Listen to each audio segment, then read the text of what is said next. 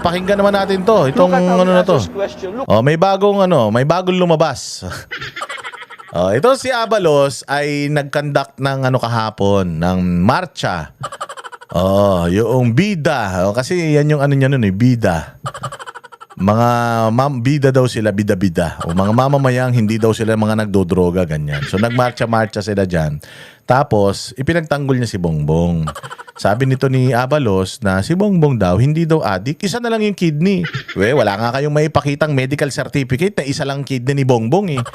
Dati, ang hinihingi natin, kasi sobrang ka-fake newsan kasi nito ni Claire Castro, nabanggit niya na isa na lang yung kidney ni Bongbong. Isa na lang kidney, inom pa ng inom.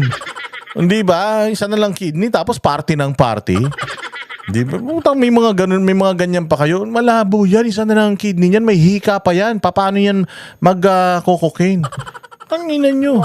Natural yan nga. Sabi ko nga sa inyo, walang kriminal na aadik.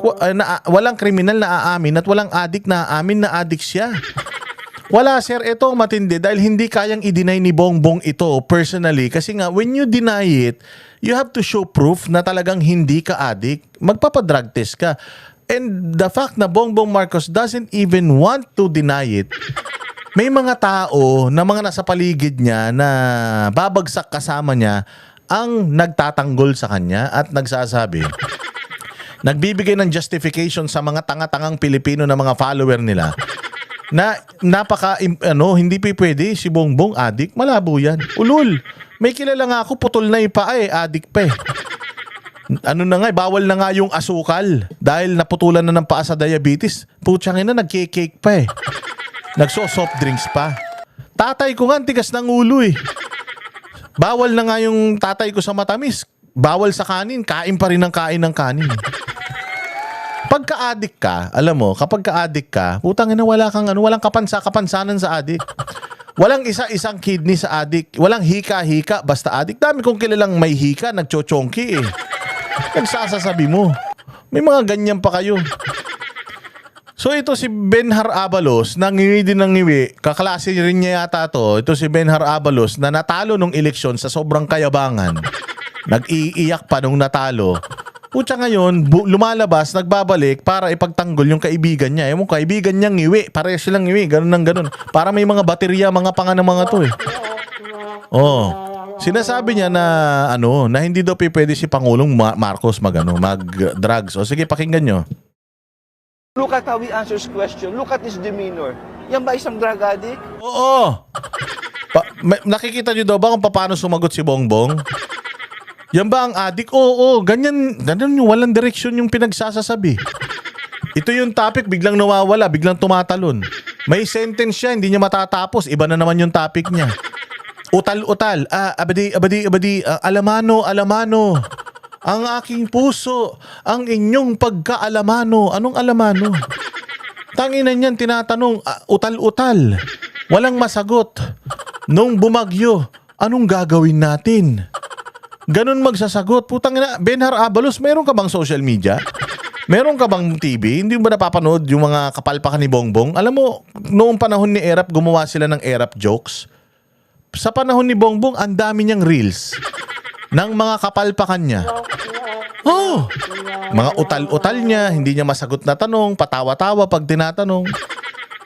Tanginan yan. Napaka epal yung dalawa. Lumabas ka na naman? Magpapa-appoint ka? Inan to. Wala pa. Sa next year ka pa pwede ma-appoint. Pagkatapos ng isang taon, natalo ka eh. Wag ka muna magpapansin ngayon, Benhar Abalos. Wala kang reputasyon. I'm sorry. Ating Pangulo. So on record, he only has one kidney. On record. Nasaan yung record na yun? Nasaan yung medical record that says meron na lang siyang isang kidney? Napaka-fake news nyo eh. Hindi naman daw siyang nag-donate ng kidney kay Marcos Sr. eh. Yung kanyang PSG ang nag-donate ng kidney sa kanya na nireject niya. Nireject ng katawan ni Marcos Sr. Kung ako si Marcos Sr., ba't ko kukunin yung kidney ng anak ko? According to Amy, bata pa, bumabatak na.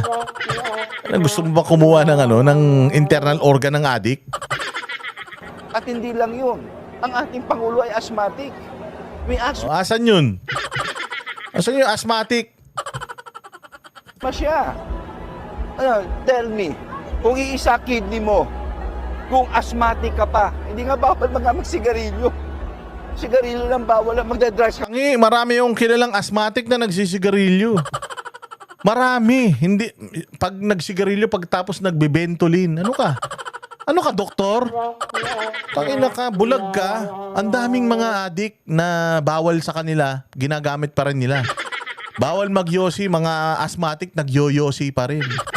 Yung iba nga, may mga cancer na sa baga, naninigarilyo pa din. Diabetic, kung bawal ang asukal, nagkaasukal pa rin. Bawal na ang kanin, may alta presyon, nagkakanin pa rin. Si Jay Guevara nga, bawal na yung kumain ng baboy, pero baboy pa rin ng baboy. Pinagsasasabi mo, Benhar Abalos. Tangina, malayo kayo sa katotohanan, hindi kayo uubra yung mga ganyang propaganda nyo. Putang ina, hindi niyan bibili ng tao. Hindi porket isa lang ang kidney kung totoo, hindi porket asthmatic, di niya na gagawin. Ulul. Tangina, taga Mars ka ba?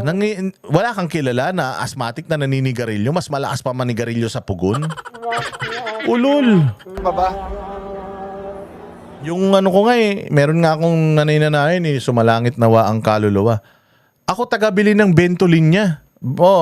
Dada, bumili ka nga ng sa Mercury ng Ventolin inhaler, yung ginaganon. Asthmatic. Putang ina, nakakaubos yun ng 3 kahan ng Philip isang araw. Tapos si Bongbong, asthmatic, di pwedeng mag-cocaine. Ano ka? Tarantado, hindi naman usok yan Pulbos yan, sinisinghot mo. Ano sabi nito? Look at how he answers question. Look at his demeanor. Yan ba isang drug addict? Oo, adik na adik. Sinabi na nga ng kapatid Alam nga naman, maniniwala kami sa'yo. Hindi ka naman kano-ano. Bata pa ba magkasama na kayo? Hindi. Nung pinatalsik pa sila sa Hawaii, kasama ka? Hindi. Ang kasama yung ate. Sinasabi nung ate adik. Alam nga naman, hindi kami maniwala doon sa ate. Sa'yo kami maniniwala. Ngiwi ka rin ng ngiwi. Ikaw nga rin pinapag-drug test din Pa-drug test ka kaya?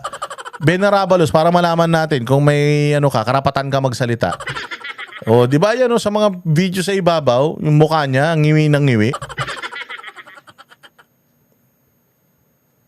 Ganun ka ng ganun, tapos gusto mo paniwalain kami sa sinasabi mo. Natural, yung mga adik, magtatanggol yan sa isa't isa. Hindi ko sinasabi adik ka.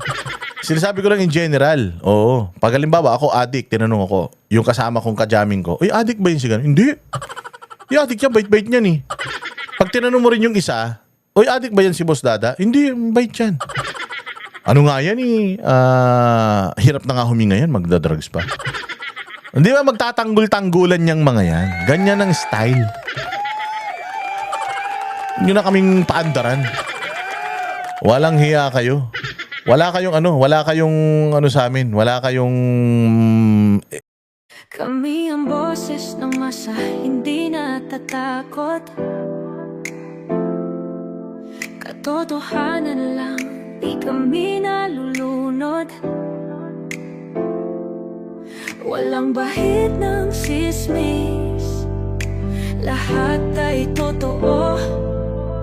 Kahit sino ka pa, pag mali ka babanatan ka.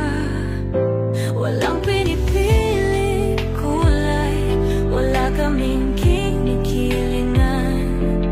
Basta para sa bayan, kami lalaban.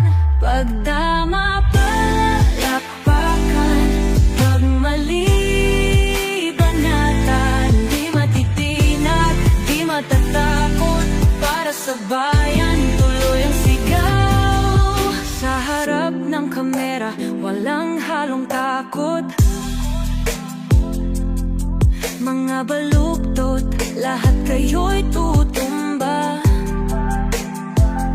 Ang hustisya at totoo, yun lang ang mahalaga. Kahit sinong harang, di kami matitinag.